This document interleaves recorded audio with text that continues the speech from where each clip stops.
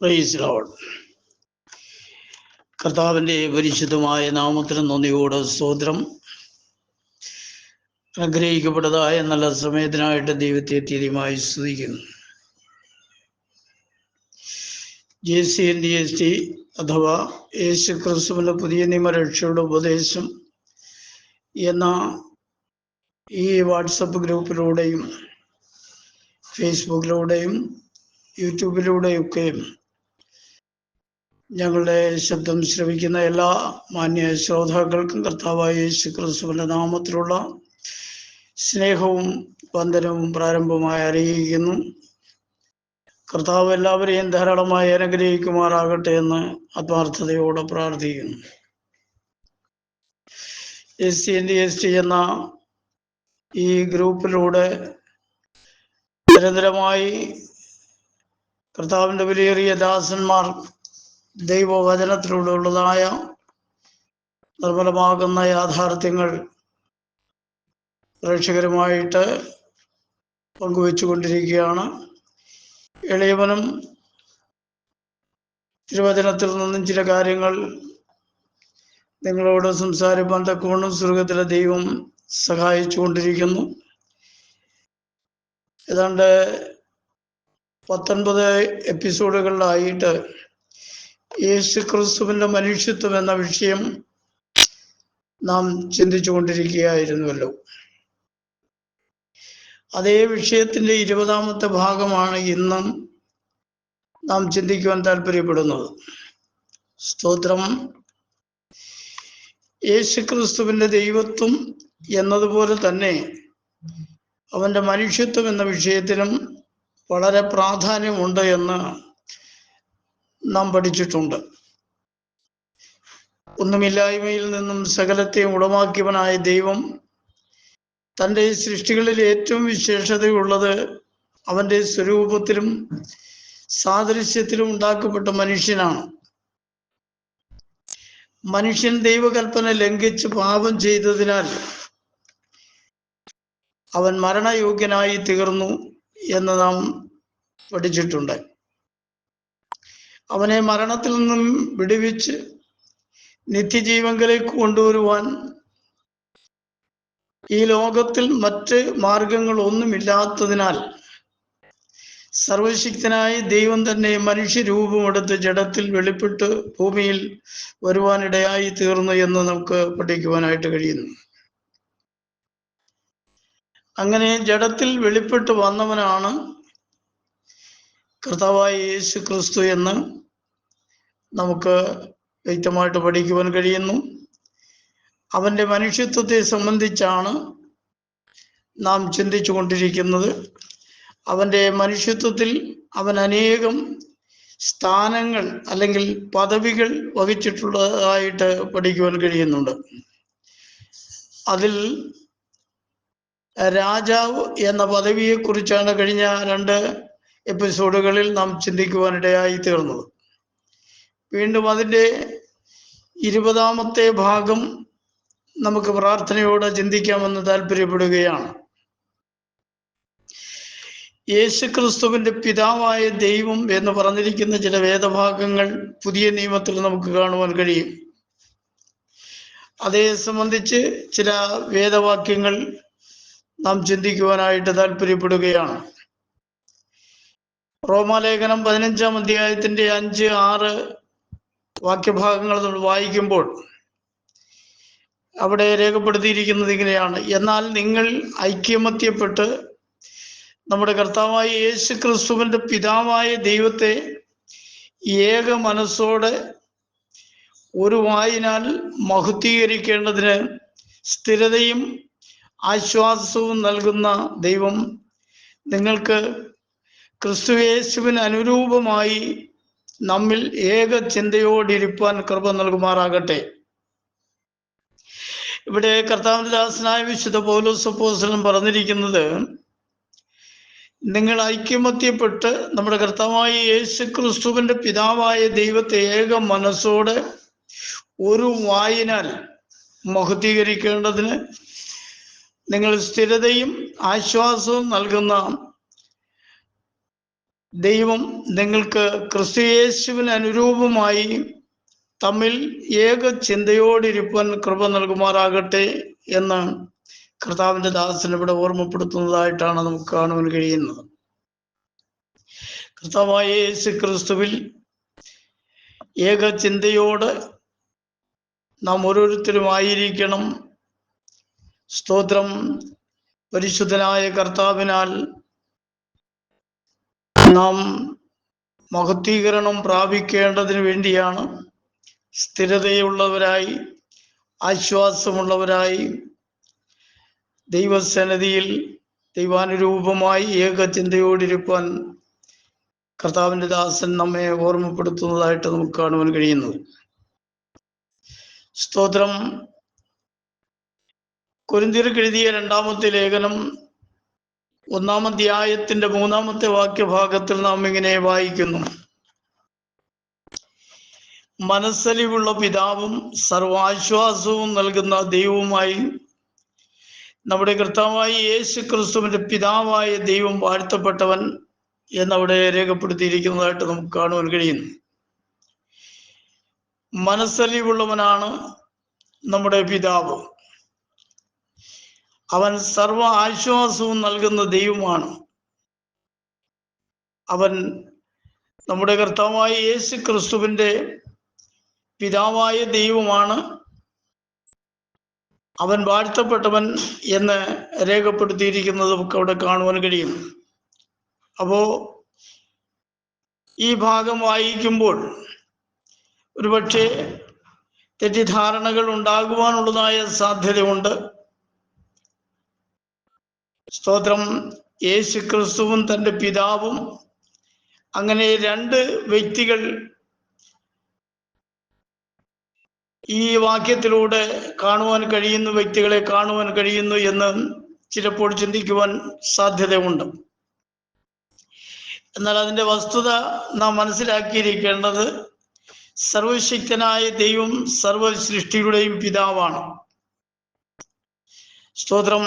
കർത്താവായ യേശു ക്രിസ്തു എന്ന് പറയുന്നത്, കർത്താവായ യേശു ക്രിസ്തു നമ്മുടെ പാപങ്ങൾക്ക് പരിഹാരമായി നമ്മെ രക്ഷിക്കുവാൻ വേണ്ടി ലോകത്തിലേക്ക് മനുഷ്യത്വം സ്വീകരിച്ച് കടന്നു വന്നവനാണ് എന്ന് വളരെ വ്യക്തമായിട്ട് നമുക്ക് മനസ്സിലാക്കുവാൻ കഴിയുന്നു.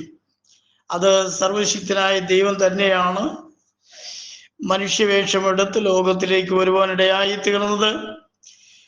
മനുഷ്യവർഗത്തിന്റെ പാപത്തിന്റെ പരിഹാരത്തിനായിട്ടൊരു യാഗമായി തീരേണ്ടതിന് വേണ്ടി കർത്താവ് ലോകത്തിൽ വന്നു എന്നാണ് തിരുവചനത്തിലൂടെ നമുക്ക് പഠിക്കുവാൻ കഴിയുന്നത്. എന്നാൽ അവൻ കേവലം ഒരു മനുഷ്യനായിരുന്നില്ല, അവൻ സാക്ഷാൽ സർവശക്തിയുള്ള ദൈവമായിരുന്നു എന്ന് തിരുവചനത്തിന്റെ ആദ്യോടന്ത് നമ്മൾ പഠിക്കുമ്പോൾ വളരെ വ്യക്തമായിട്ട് നമുക്ക് പഠിക്കുവാനായിട്ട് സാധ്യമായി തരും. 2 കൊരിന്ത്യർക്ക് എഴുതിയ ലേഖനം 11-ാം അധ്യായത്തിന്റെ 31-ാമത്തെ വാക്യഭാഗത്തിൽ നാം ഇങ്ങനെ വായിക്കുന്നു: നമ്മുടെ കർത്താവായ യേശു ക്രിസ്തുവിന്റെ ദൈവവും പിതാവുമായി എന്നേക്കും വാഴ്ത്തപ്പെട്ടവൻ ഞാൻ ഭോഷ്കല്ല പറയുന്നത് എന്നറിയുന്നു എന്ന് കർത്താവിന്റെ ദാസൻ അവിടെ ഓർമ്മപ്പെടുത്തുകയാണ്.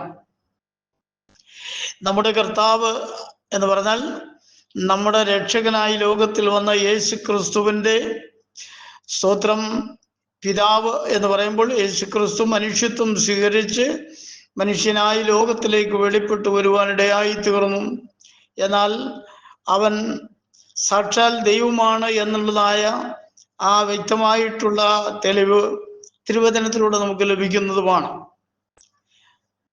അവൻ സർവശക്തനായ ദൈവമാണ്, എന്നാൽ സകല സൃഷ്ടിയുടെയും പിതാവുമാണെന്ന് നമുക്ക് ഈ വാക്യഭാഗത്തിലൂടെ പഠിക്കുവാനായിട്ട് കഴിയുന്നു. അവന് എന്നേക്കും വാഴ്ത്തപ്പെട്ടവനാണ് എന്ന് പറയുമ്പോൾ തന്നെ പൗലോസ് പറയുന്നു, ഞാൻ പറയുന്നത് ഭോഷ്കല്ല എന്ന് ഞാൻ അറിയുന്നു എന്നും പറയുന്നു. എന്ന് പറഞ്ഞാൽ താൻ കള്ളമല്ല പറയുന്നത്, വസ്തുതയാണ് താൻ പറയുന്നത് എന്ന് കർത്താവിന്റെ ദാസൻ ഓർമ്മപ്പെടുത്തുകയാണ്.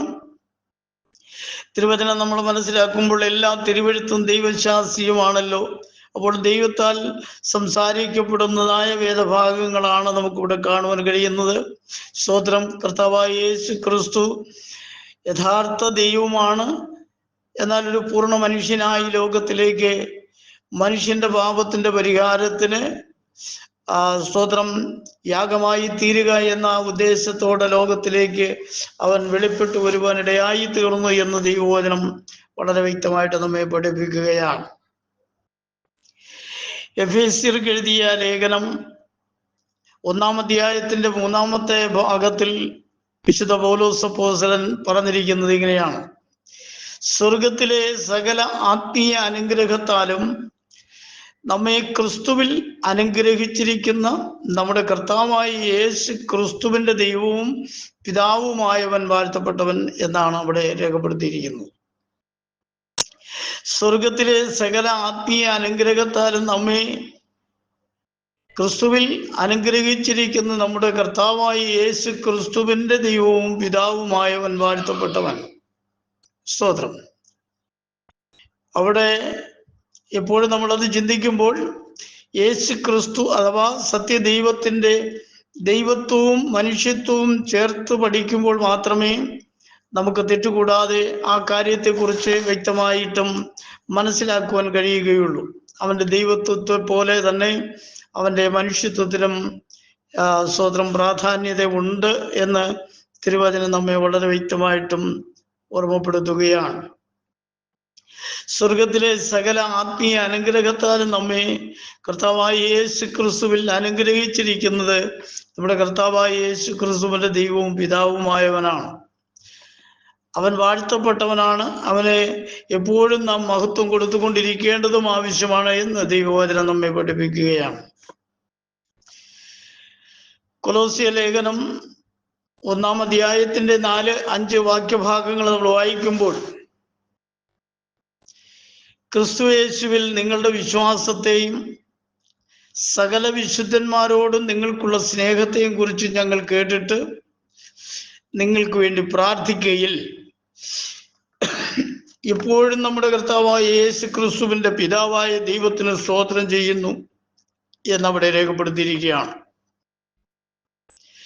ക്രിസ്തുയേശുവിലുള്ള നിങ്ങളുടെ വിശ്വാസത്തെയും സകല വിശുദ്ധന്മാരോടും നിങ്ങൾക്കുള്ള സ്നേഹത്തെയും കുറിച്ച് ഞങ്ങൾ കേട്ടു എന്നാണ് സ്തോത്രം അപ്പോസ്തലൻ പറയുന്നത്. അങ്ങനെ ഞങ്ങൾ കേട്ടതിനാൽ നിങ്ങൾക്ക് വേണ്ടി നിരന്തരമായി പ്രാർത്ഥിച്ചുകൊണ്ടിരിക്കുകയാണ്. പ്രാർത്ഥിക്കയിൽ എപ്പോഴും നമ്മുടെ കർത്താവായ യേശു ക്രിസ്തുവിന്റെ പിതാവായ ദൈവത്തിന് സ്തോത്രം ചെയ്യുന്നു എന്നും നമുക്കവിടെ കാണുവാൻ കഴിയുന്നു. കർത്താവായ യേശു ക്രിസ്തുവിന്റെ പിതാവിന് എപ്പോഴും സ്തോത്രം ചെയ്യുന്നു എന്ന് കർത്താവിൻ്റെ ദാസൻ ഓർമ്മപ്പെടുത്തിയിരിക്കുകയാണ്. നാം എല്ലാവരും അങ്ങനെ തന്നെ സർവശക്തനായ ദൈവത്തിന് മഹത്വം കൊടുക്കേണ്ടതും ആവശ്യമാണ് എന്ന് ദൈവവചനത്തിലൂടെ നമുക്ക് പഠിക്കുവാനായിട്ട് കഴിയുന്നുണ്ട്. വിശുദ്ധ പത്രോസിന്റെ 1-ാമത്തെ ലേഖനം 1-ാമത്തെ അധ്യായം അതിൻ്റെ 3-ാമത്തെ വാക്യഭാഗം വായിക്കുമ്പോൾ അവിടെ രേഖപ്പെടുത്തിയിരിക്കുന്നത് ഇതുപോലെയാണ്: നമ്മുടെ കർത്താവായ യേശു ക്രിസ്തുവിന്റെ പിതാവായ ദൈവത്തിന് സ്തോത്രം. ഏക സത്യ ദൈവത്തിൻ്റെ ഇരുവിധ സ്വഭാവങ്ങൾ അഥവാ ഇരുവിധ വെളിപ്പാടുകളെയാണ് നമുക്കിവിടെ കാണുവാൻ കഴിയുന്നത് എന്ന് തിരുവചനം വ്യക്തമായിട്ട് നമുക്ക് പഠിക്കുമ്പോൾ മനസ്സിലാക്കുവാനായിട്ട് സാധ്യമാകുന്നു. സ്തോത്രം. ഈ യോഹന്നാന്റെ സുവിശേഷം 5-ാം അധ്യായത്തിന്റെ 19-ാമത്തെ വാക്യഭാഗം വായിക്കുമ്പോൾ അവിടെ നമുക്ക് കാണുവാൻ കഴിയുന്നത്: ആകയാൽ യേശു അവരോട് ഉത്തരം പറഞ്ഞത്, ആമേൻ ആമേൻ ഞാൻ നിങ്ങളോട് പറയുന്നു, പിതാവ് ചെയ്ത് കാണുന്നതല്ലാതെ പുത്രന് സ്വതേ ഒന്നും ചെയ്യുവാൻ കഴിയുകയില്ല. അവൻ ചെയ്യുന്നതെല്ലാം പുത്രനും അവണ്ണം ചെയ്യുന്നു എന്നാണ് അവിടെ കർത്താവിൻ്റെ ദാസനായ വിശുദ്ധ യോഹന്നാൻ അപ്പോസ്തലൻ രേഖപ്പെടുത്തിയിരിക്കുന്നത്. യേശു ക്രിസ്തു പറഞ്ഞ ഒരു വാക്കാണ് നമുക്കവിടെ കാണുവാൻ കഴിയുന്നത്. ആമേൻ ആമേൻ, അങ്ങനെ തന്നെ ഞാൻ നിങ്ങളോട് പറയുന്നു, പിതാവ് ചെയ്ത് കാണുന്നതല്ലാതെ പുത്രന് സ്വതേ ഒന്നും ചെയ്യുവാൻ കഴിയുകയില്ല. അപ്പോൾ താൻ ചെയ്യുന്ന പ്രവൃത്തികളെല്ലാം പിതാവ് ചെയ്യുന്ന പ്രവൃത്തിയാണ്. മാനുഷികമായ ആർക്കും സ്വതവേ ഒന്നും ചെയ്യുവാൻ കഴിയുകയില്ല എന്ന് കർത്താവിൻ്റെ ദാസനത ഓർമ്മപ്പെടുത്തുകയാണ്. അവൻ ചെയ്യുന്നതെല്ലാം പുത്രനും അവണ്ണം ചെയ്യുന്നു. പിതാവ് ചെയ്യുന്ന എല്ലാ പ്രവൃത്തികളും അവണ്ണം പുത്രനും ചെയ്യുന്നു എന്ന് പറയുമ്പോൾ കർത്താവ് വളരെ വ്യക്തമാക്കിയിട്ടുണ്ട്, ഞാനും പിതാവും ഒന്ന് തന്നെയാണ്. എന്നെ കണ്ടവൻ പിതാവിനെ കണ്ടിരിക്കുന്നു എന്ന് കർത്താവ് വളരെ വ്യക്തമായിട്ടും തിരുവചനത്തിലൂടെ രേഖപ്പെടുത്തി നമുക്ക് കാണുവാനായിട്ട് കഴിയുന്നു. അതുകൊണ്ട് താൻ ചെയ്യുന്ന പ്രവൃത്തികളെല്ലാം പിതാവിൻ്റെ പ്രവൃത്തികളാണെന്നും പിതാവ് ചെയ്യുന്ന പ്രവൃത്തികൾ സ്തോത്രം തീർച്ചയായിട്ടും താൻ ചെയ്യുന്നു എന്നും താൻ ഓർമ്മപ്പെടുത്തുകയാണ്. പറഞ്ഞാൽ മാനുഷികമായിട്ട് ഒരു വ്യക്തിക്കും സ്വതവേ ഒരു കാര്യങ്ങളും ചെയ്യുവാൻ കഴിയുന്നതല്ല. എന്നാൽ സ്തോത്രം ദൈവം ചെയ്യുന്ന പ്രവൃത്തിയാണ് മനുഷ്യനായി വെളിപ്പെട്ടു വന്നവനായി യേശു ക്രിസ്തു ചെയ്യുന്നത് എന്ന് താൻ ഓർമ്മപ്പെടുത്തുകയാണ്. റോമാലേഖനം 1-ാം അധ്യായത്തിന്റെ 5-ാമത്തെ വാക്യഭാഗത്തിൽ നമ്മൾ പഠിക്കുന്നത്, ജഡം സംബന്ധിച്ച് ദാവീദിന്റെ സന്തതിയിൽ നിന്ന് ജനിക്കുകയും മരിച്ചിട്ട് ഉയർത്തെഴുന്നേറ്റിരിക്കിയാൽ വിശുദ്ധിയുടെ ആത്മാവ് സംബന്ധിച്ച് ദൈവപുത്രൻ എന്ന് ശക്തിയോടെ വിളിക്കപ്പെടുകയും ചെയ്തിരിക്കുന്നുവല്ലോ എന്നവിടെ കാണുവാൻ കഴിയുകയാണ്. സ്തോത്രം, അവന്റെ മനുഷ്യത്വം അഥവാ അവന്റെ ശരീരത്തിന്റെ അനുഭവത്തിലൂടെ അവന്റെ ജഡം സംബന്ധിച്ച് അവൻ ദാവീദിന്റെ സന്തതിയിൽ നിന്നും ജനിച്ചു എന്നാണ് അവിടെ രേഖപ്പെടുത്തിയിരിക്കുന്നത്. അവൻ മരിച്ച് എഴുന്നേറ്റിരിക്കിയാൽ വിശുദ്ധിയുടെ ആത്മാവ് സംബന്ധിച്ച് ദൈവപുത്രൻ എന്ന ശക്തിയോടെ വിളിക്കപ്പെടുകയും ചെയ്തിരിക്കുന്നുവല്ലോ എന്നവിടെ കാണുവാൻ കഴിയുന്നു. ദൈവത്തിന്റെ പുത്രൻ എന്ന് തന്നെ വിളിക്കപ്പെടുവാൻ ഇടയായി തീർന്നത് താൻ മരിച്ചിട്ട് ഉയർത്തെഴുന്നേറ്റതിനാലാണ് എന്ന് നമുക്കവിടെ കാണുവാൻ കഴിയുന്നു.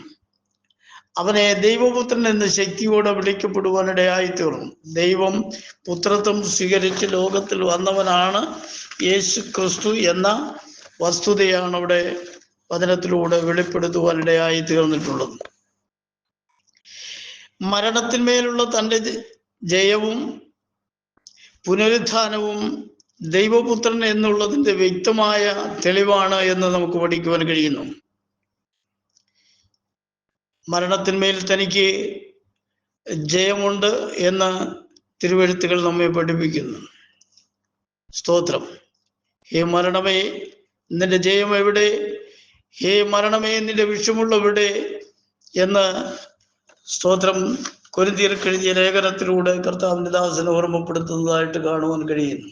അപ്പോ മരണത്തിന്മേൽ ജയമെടുക്കുവാൻ സർവശക്തനായ ദൈവത്തിന് മാത്രമല്ലാതെ മറ്റാർക്കും കഴിയുകയില്ല. സ്തോത്രം. അത് വെളിപ്പാട് പുസ്തകത്തിൽ നമ്മൾ വായിക്കുന്നത്, മരണത്തിൻ്റെയും പാതാളത്തിൻ്റെയും താക്കോൽ എൻ്റെ കൈവശമുണ്ട് എന്നുള്ളതാണ് കർത്താവ് വെളിപ്പെടുത്തുവാനിടയായി തീർന്നത്. മരണത്തിൻ്റെ അധികാരം തൻ്റെ കൈവശമാണ്, തനിക്കാണ്. സ്തോത്രം. പാതാളത്തിൻ്റെ അധികാരവും തനിക്കുള്ളതാണ് എന്ന് അവിടെ കർത്താവ് വെളിപ്പെടുത്തുന്നതായിട്ട് നമുക്ക് കാണുവാൻ കഴിയുന്നു. ഇപ്പൊ ഇവിടെ പറഞ്ഞിരിക്കുന്ന മരണത്തിന്മേലുള്ള തൻ്റെ ജയവും പുനരുത്ഥാനവും ദൈവപുത്രൻ എന്നുള്ളതിൻ്റെ വ്യക്തമായ ഒരു തെളിവായിട്ടാണ് നമുക്ക് പഠിക്കുവാൻ കഴിയുന്നത്.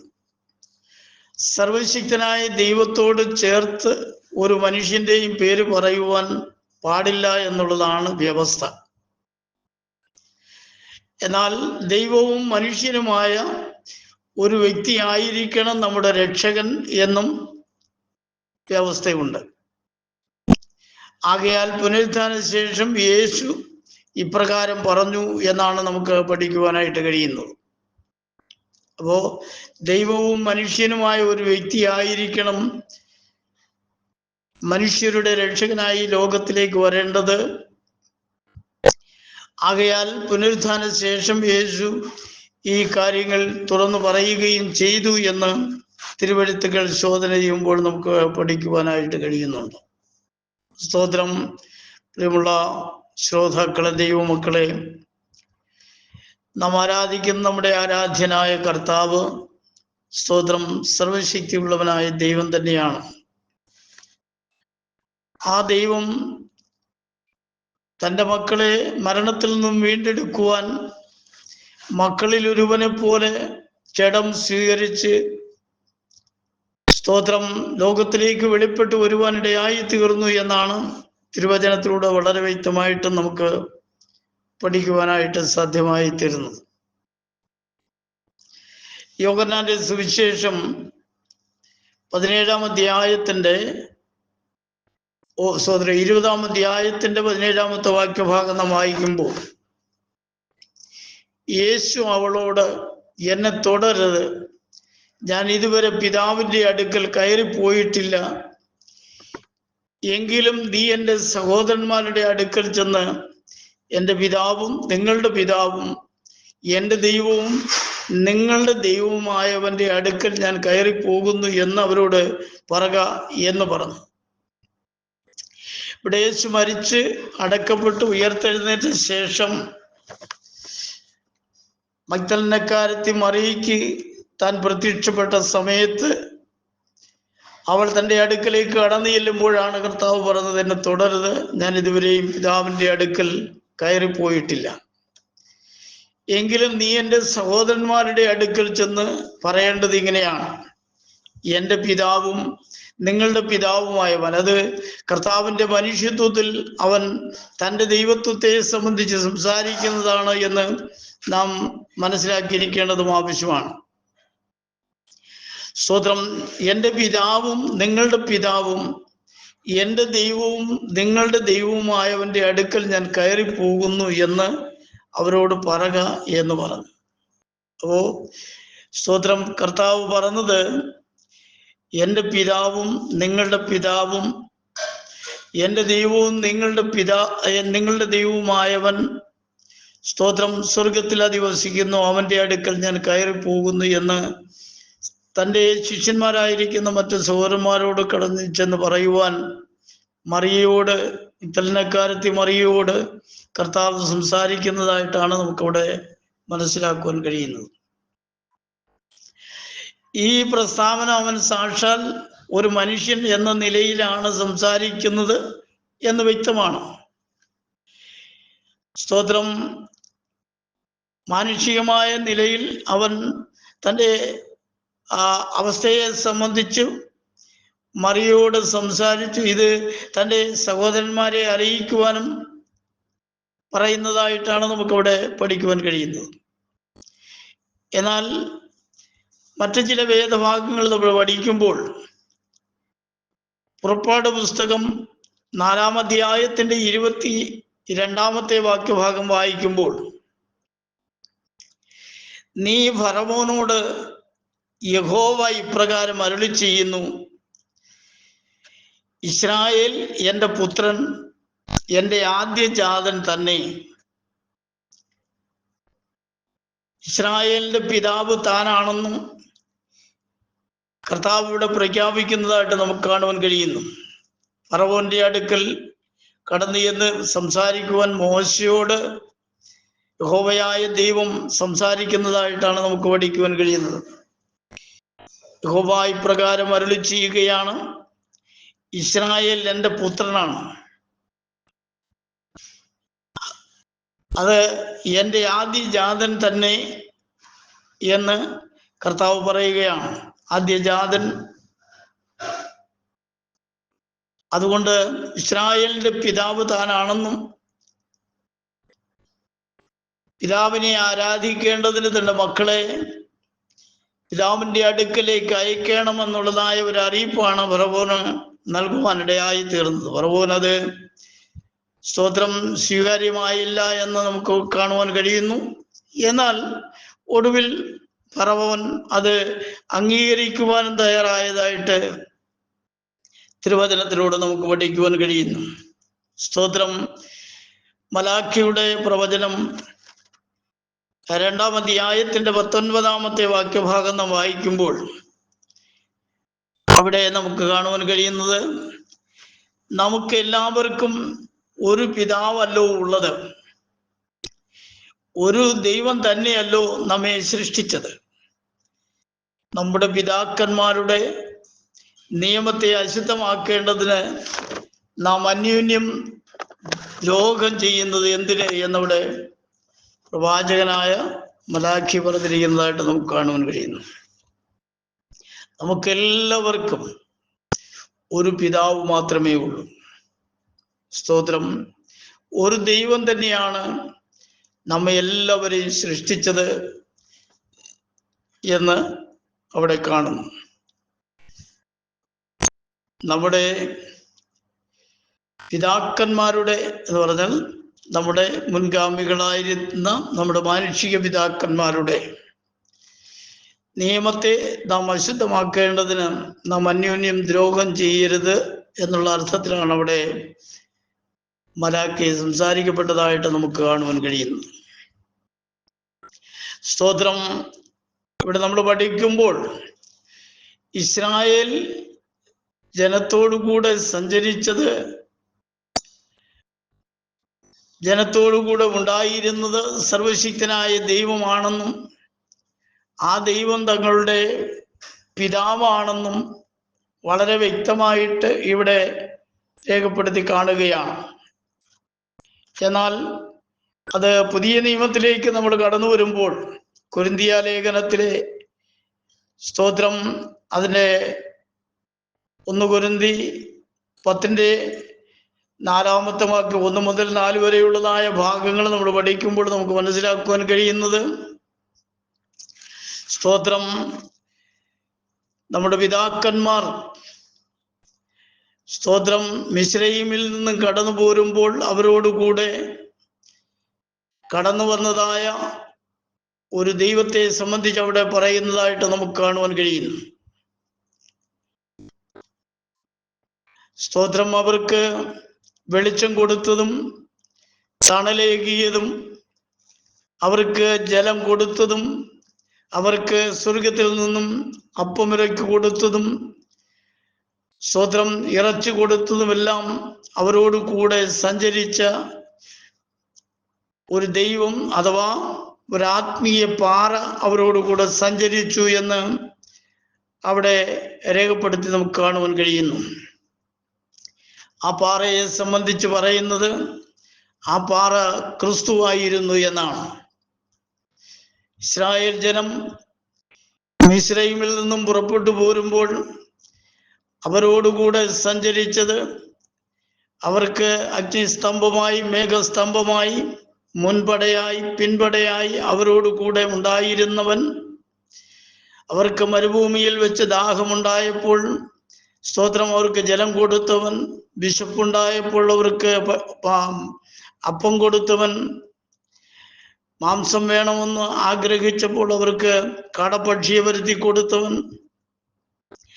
ചെങ്കടൽ പിളർന്നവൻ, അങ്ങനെ അവരുടെ യാത്രയിലുടനീളം അവരോട് കൂടെ ഇരുന്നവൻ, ആ സ്തോത്രം യോർദാനെ 2ആയി വിഭാഗിച്ചവൻ, പാലും തേനും ഒഴുകുന്നതായ തങ്ങളുടെ ദേശത്ത്, തങ്ങൾക്ക് വാഗ്ദത്തം ചെയ്ത ദേശത്ത് സർവശക്തനായ ദൈവം അവരെ എത്തിക്കുവാനിടയായി തീർന്നു.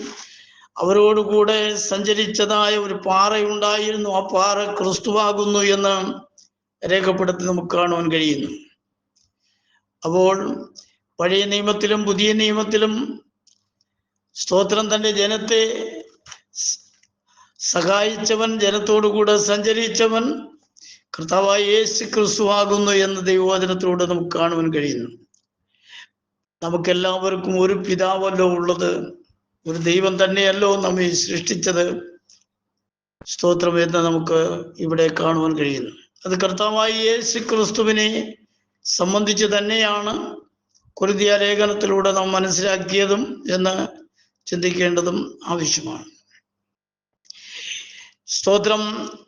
എന്നാൽ അവനെ സംബന്ധിച്ച് നമ്മൾ മറ്റൊരു കാര്യം പഠിക്കേണ്ടത്, യോഹന്നാന്റെ സുവിശേഷം 1-ാം അധ്യായത്തിന്റെ 12-ാമത്തെ വാക്യഭാഗത്തിൽ നാം വായിക്കുന്നത്, സ്തോത്രം, അവനെ കൈക്കൊണ്ട് അവന്റെ നാമത്തിൽ വിശ്വസിക്കുന്ന ഏവർക്കും ദൈവമക്കളാകുവാൻ അവൻ അധികാരം കൊടുത്തു എന്ന് നമുക്കവിടെ കാണുവാൻ കഴിയുന്നു. കർത്താവായ യേശു ക്രിസ്തുവിനെ സംബന്ധിച്ചാണ് അത് പറയുന്നത് എന്ന് നമുക്ക് വളരെ വ്യക്തമായിട്ട് അറിയാവുന്ന കാര്യമാണല്ലോ. യേശു ക്രിസ്തുവിനെ കർത്താവും രക്ഷകനുമായിട്ട് ഹൃദയത്തിൽ വിശ്വാസത്താൽ സ്വീകരിച്ച് അവന്റെ നാമത്തിൽ വിശ്വസിക്കുന്ന ഏവർക്കും ദൈവമക്കളാകുവാനുള്ളതായ അധികാരം അവൻ കൊടുത്തു എന്ന് പറയുമ്പോൾ, കർത്താവായ യേശു ക്രിസ്തുവിൽ വിശ്വസിക്കുന്ന ഏതൊരു വിശ്വാസിയുടെയും പിതാവാണ് കർത്താവായ യേശു ക്രിസ്തു അഥവാ സർവശക്തനായ ദൈവം എന്ന് വളരെ വ്യക്തമായിട്ട് നമുക്ക് പഠിക്കുവാൻ കഴിയുന്നു. സ്തോത്രം, അവൻ സ്വന്തത്തിലേക്ക് വന്നു, സ്വന്തമായവർ അവനെ കൈക്കൊണ്ടില്ല എന്നതിന് മുൻപുള്ള വാക്യഭാഗത്തിൽ നമുക്ക് കാണുവാൻ കഴിയുന്നു. സ്വന്തത്തിലേക്ക് അവൻ വന്നുവെങ്കിലും സ്വന്തക്കാരവനെ കൈക്കൊള്ളാതെ ഇരുന്നപ്പോഴാണ് അവനെ കൈക്കൊണ്ട് അവന്റെ നാമത്തിൽ വിശ്വസിക്കുന്ന ഏവർക്കും ദൈവമക്കളാകുവാൻ പിതാവായ ദൈവം അധികാരം കൊടുത്തത് എന്ന് വളരെ വ്യക്തമായിട്ട് നമുക്ക് കാണുവാൻ കഴിയുന്നു. അപ്പോ സ്തോത്രം, പിതാവായ ദൈവം എന്ന് പറയുന്നത് മറ്റൊരു ദൈവവും പുത്രനായ ദൈവം എന്ന് പറയുന്നത് വേറൊരു ദൈവവുമാണ് എന്ന് സങ്കല്പിക്കുന്നതായ മിഥ്യാസങ്കല്പങ്ങളെ പൂർണ്ണമായിട്ടും ദൈവത്തിന്റെ വചനം നിരാകരിക്കുകയാണ്. വാസ്തവമായിട്ടും ഏക സത്യ ദൈവത്തിന്റെ ഇരുവിധ വെളിപ്പാടുകളെ സംബന്ധിച്ചാണ് നമുക്ക് തിരുവചനത്തിലൂടെ കാണുവാൻ കഴിയുന്നത് എന്ന് വളരെ വ്യക്തമായി നാം മനസ്സിലാക്കേണ്ടതും ആവശ്യമാണ്. ഗലാത്യ ലേഖനം 4-ാം അധ്യായത്തിന്റെ 6-ാമത്തെ വാക്യഭാഗം നമ്മൾ വായിക്കുമ്പോൾ അവിടെ രേഖപ്പെടുത്തിയിരിക്കുന്നത് ഇങ്ങനെയാണ്: നിങ്ങൾ മക്കളാകൊണ്ട് അബ്ബാ പിതാവേ എന്ന് വിളിക്കുന്ന സ്വപുത്രന്റെ ആത്മാവിനെ ദൈവം നമ്മുടെ ഹൃദയങ്ങളിൽ അയച്ചു എന്നാണ്. പരിശുദ്ധാത്മാവിനെ സംബന്ധിച്ച് നമ്മൾ പഠിക്കുമ്പോൾ, സ്തോത്രം, നിങ്ങൾ ജീവനുള്ള ദൈവത്തിൽ വിശ്വസിച്ച് ദൈവമക്കളായതുകൊണ്ട് ആ അബ്ബാ പിതാവേ എന്ന് നിങ്ങൾ വിളിക്കുന്നത് കർത്താവായ യേശു ക്രിസ്തുവിനെയാണ്. അപ്പൊ ദൈവത്തിന്റെ പുത്രനായിട്ട് ലോകത്തിലേക്ക് വന്നവനെയാണ് അബ്ബാ പിതാവേ എന്ന് നിങ്ങൾ വിളിക്കപ്പെടുന്നത്.